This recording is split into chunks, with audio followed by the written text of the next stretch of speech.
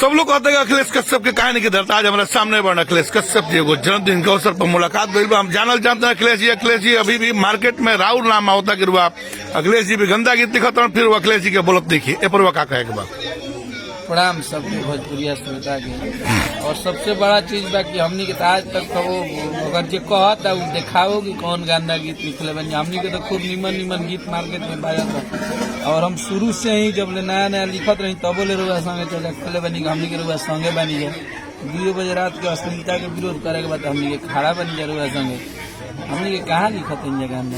नहीं मार्केट में तमाम तो भी देखने की मार्केट में तमाम तरह के लोग कहते हैं कि नहीं अखिलेश कश्यप भी बहुत गंदा गीत लिखता ऐसे समाज पर प्रभाव पड़ता का ई तर्क आवे वाला दिन में बंद हो जाये क्या आवे वाला समाज कहे लगी कि अखिलेश गंदा हम गीत लिखत नहीं बहुत पहले लेकिन रौरा जब से विरोध करे लगनी अब रौरा जितना जबरदस्त बरियार तरीका के विरोध हमने के कहनी बक्सर जिला के सब गीतकार के हमरा निके लगत कि हमारा हम ही ना एगो जैसे लिखत है जितना लोग बक्सर जिला में केहू अश्लील लिखत है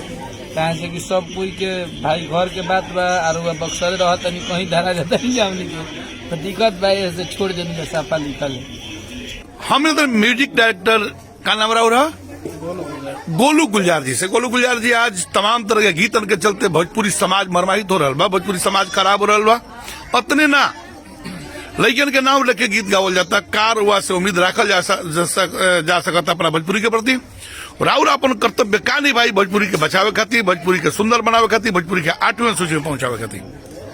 सबसे पहले ये हम कर चाहते हैं कि जितना भी अश्लील होता है हमारा स्टूडियो में जे भी आई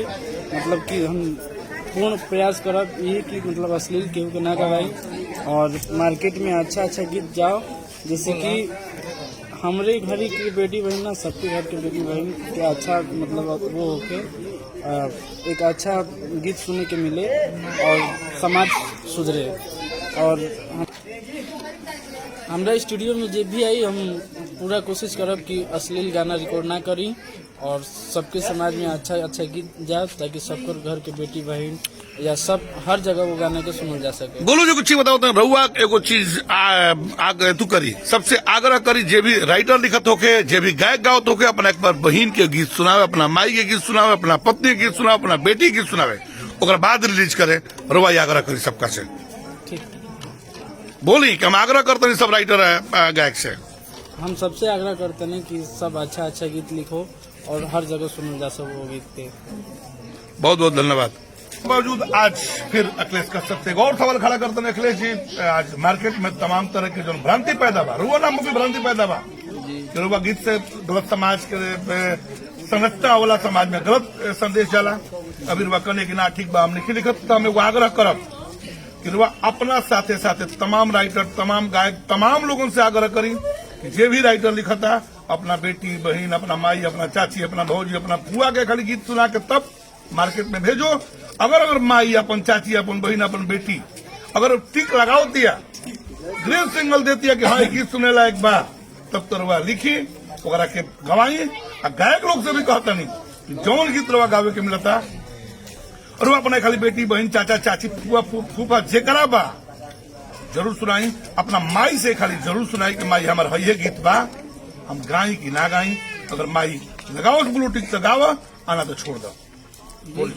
हमनी के तो जितना गीत परिवार नहीं बोली तमाम राइटर तमाम गायक तो बोली हाँ जोड़ के सबसे वो बोली सबसे नहीं हो रहा बाकी गंदा गीत मत लिखी जा ना गाई जा कहे से कि हमनी के समाज वगैरह के देख के जो छोट भाई बहन जे भी बात सुनेला और निमन गीत हमनी के लिखब ज्यादा समाज में ऊपर अलग प्रभाव जाये जैसे निमन गीत। और बहुत धन्यवाद रुआ कि अब वैसे अगर केहू बोला था कि हम गंदा गीत लिखिला तो रुआ बोली कि उनकर गंदा गीत एको भाई हमरा के दो हमनी के चाहे वो पवन सिंह के गाना हम लिखले हो कि चाहे खेसारी जी के लिखले हो कि चाहे समस्त आज आप सब इतना बड़ा नाम दिले भाई भोजपुरी के टोटल लोग गावत है गाना अगर केहू कह दो कि अखिलेश जी हमको अश्लील गीत दिए हैं हमारा गीत ट्रेडिशनल चीज होता है फोक चीज होता है जो हमारी माँ बहनें गाती है हम उस गीत को बहुत ज्यादा लिखते हैं और साफ सुथरा लिखते हैं। फिर एक बार कहते नहीं हम कि अखिलेश कश्यप होकर चाहे केहू होके कौनो राइटर होकस कौनो गायक होकस बड़ होकस चाहे छोट होकस इससे कोनो मतलब नहीं है कोनो जाति से होकस अगर गलत गाओ तो विरोध जरूरी बा। हम तमाम भोजपुरी समाज से खाली आग्रह करते नहीं हम जागल जाओ। वो कलाकार के, वो राइटर के, वो गायक के जरूर घेरल जाओ जो ना कि अपना गीतन के माध्यम से समाज के खराब कर दोगे, जो अपना गीत के माध्यम से समाज के दूषित कर दोगे। आज विरुआ सुननी है शपथ के साथ, आग्रह के साथ अखिलेश कश्यप जी से, अगर इनका भी कहीं लौकता सामूहिक घेराव कर जाओ, घेराव करके माफीनामा लिखवाओ जाओ। अखिलेश कश्यप से तमाम लोगों से कहते हैं कि जागल जाओ। आज अपन भोजपुरी तड़प रहल बिया, कराह रहल बिया, अपन भोजपुरी बर्बाद हो रहा बिया गलत गीतन के कारण, गलत फिल्मन के कारण। तो फिर एक अलग जगह होता नहीं, जागो भोजपुरिया जागो,